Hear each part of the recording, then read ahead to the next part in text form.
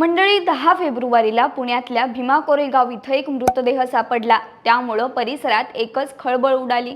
घटनेची माहिती मिळताच पोलीस घटनास्थळी पोहोचले। तपास सुरू झाला आणि तेव्हा एक सत्य समोर आलं। ते म्हणजे हा तरुण पश्चिम बंगालमधला होता। पुण्यामध्ये उदरनिर्वाहासाठी राहत असलेल्या या तरुणाची हत्या करण्यात आली होती।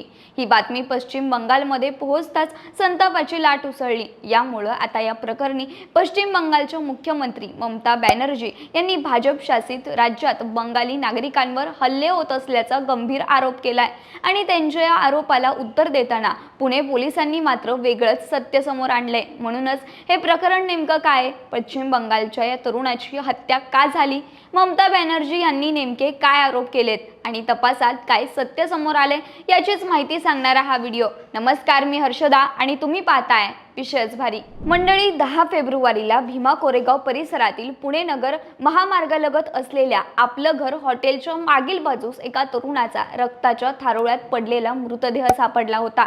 या घटनेची माहिती मिळताच शिक्रापूर पोलिसांनी घटनास्थळी धाव घेऊन पाहणी केली। तपासासाठी श्वान पथक व अग्रुली मृदा पथक बोलून घेण्यात आलं। त्याचबरोबर शिरूर येथील फॉरेन्सिक पथकाला बोलावून घटनास्थळावरील महत्त्वाचे पुरावे जप्त करण्यात आले। परिसरातील सीसीटीव्ही फुटेजची तपासणीही सुरू करण्यात आली। त्याबाबत शिक्रापूर पोलीस स्टेशनमध्ये गुन्हा दाखल झाला। तेव्हा चौकशी झाल्यानंतर तो मृतदेह सुखेन महातो या 27 वर्षीय तरुणाचा असल्याचं समोर आलं। सुखेन हा पश्चिम बंगालच्या पुरुलिया जिल्ह्यातील बांदवान गावातील रहिवासी होता, पण कामासाठी तो पुणे जिल्ह्यातील भीमा कोरेगाव या ठिकाणी राहत होता। सुखेन हा एका कार पार्ट्स बनवणाऱ्या कंपनीत काम करत होता। तो त्याच्या कुटुंबाचा एकमेव कमवता आधार होता, पण सुखेनला मराठी बोलता येत नव्हतं। त्यामुळे नेहमीच त्याला त्रास दिला जायचा। यावरूनच त्याचं परिसरात राहणाऱ्या 2 व्यक्तींशी त्याची बाचाबाची झाली। सुखेन मराठीत बोलत नव्हता, बंगाली बोलला, म्हणून त्या तरुणांनी सुखेनची हत्या केली। सुखेन महातो या तरुणावर धारदार शस्त्राने वार करून त्याची निर्घृण हत्या करण्यात आल्याचं प्राथमिक तपासात स्पष्ट झालं आणि तशा बातम्याही माध्यमांमध्ये सांगण्यात आल्या। या संपूर्ण घटनेनंतर पश्चिम बंगालच्या मुख्यमंत्री ममता बॅनर्जी यांनी एक्स वरती पोस्ट करत म्हटलं आहे की भाजप शासित राज्यात बंगाली नागरिकांवर बंगाली बोललं असल्यामुळे हल्ले होत आहेत, असा आरोप त्यांनी केलाय। याचबरोबर त्या पुढे म्हणाल्या की मला या घडलेल्या घटनेमुळे धक्का बसला आहे, राग आला आहे, शब्दात सांगता येणार नाही असं दुःख झालंय।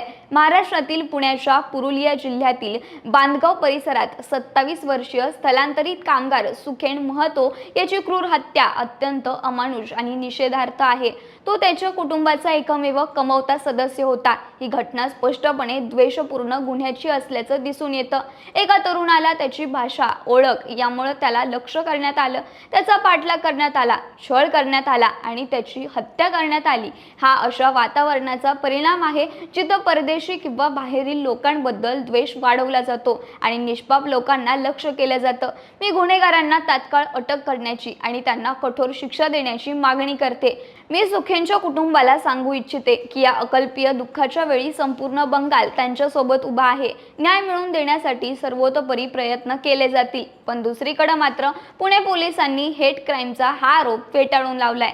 पुणे ग्रामीणचे अधीक्षक संदीप सिंह गिल यांनी याबाबत म्हटलं आहे की भीमा कोरेगाव इथं 10 फेब्रुवारी रोजी एक मृतदेह सापडला होता। त्यानंतर शिक्रापूर पोलीस स्टेशनमध्ये हत्येचा गुन्हा दाखल करण्यात आला। दरम्यान पोलीस अधीक्षक गिल यांनी पश्चिम बंगालच्या मुख्यमंत्री ममता बॅनर्जी यांचे आरोप फेटाळले आहेत। सीसीटीव्ही मध्ये दिसतंय की 2 तरुणांसोबत अचानक त्यांचं काही कारणावरून भांडण झालं होतं। त्यानंतर झालेल्या बाचाबाचीतून हा प्रकार घडला असावा असा प्राथमिक अंदाज आहे।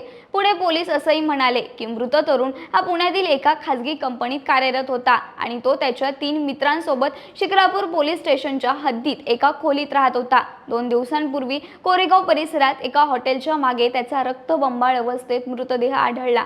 पोलिसांच्या तपासात समोर आलं की घटनेच्या दिवशी पीडित तरुण त्याच्या कंपनीत कामासाठी गेला नव्हता आणि दुपारी 3 वाजल्यापासून त्याने मद्यपान केलं होतं।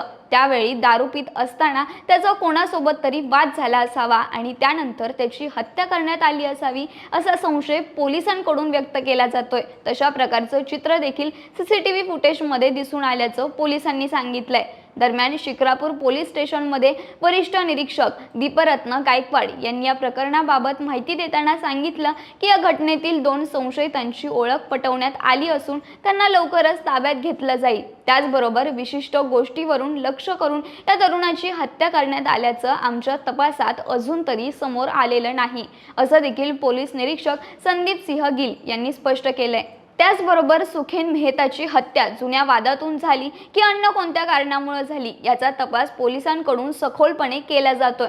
आरोपींच्या अटकेसाठी स्थानिक गुन्हे शाखेची मदतही घेण्यात येत असल्याची माहिती पोलिसांकडून देण्यात येते। मंडळी, ही संपूर्ण घटना आता राजकीय चर्चेचा विषय ठरतीये। त्याचबरोबर घडलेल्या घटनेमुळे पश्चिम बंगालच्या मुख्यमंत्री ममता बॅनर्जी यांनी दिलेली प्रतिक्रियेमुळे भाजपवर केलेले आरोप कशा प्रकारे वळण घेतात हे पाहणं देखील महत्त्वाचं असेल। बाकी तुम्हाला या संपूर्ण घटनेबद्दल काय वाटतं? बंगालच्या तरुणाची हत्या झाल्यानं पश्चिम बंगालच्या मुख्यमंत्री ममता बॅनर्जी काय ॲक्शन घेऊ शकतात याबाबतची तुमची मतं कमेंटमध्ये नक्की सांगा आणि सोबतच आपल्या विश्वासभरीच्या YouTube चॅनलला सबस्क्राइब करायला विसरू नका। धन्यवाद।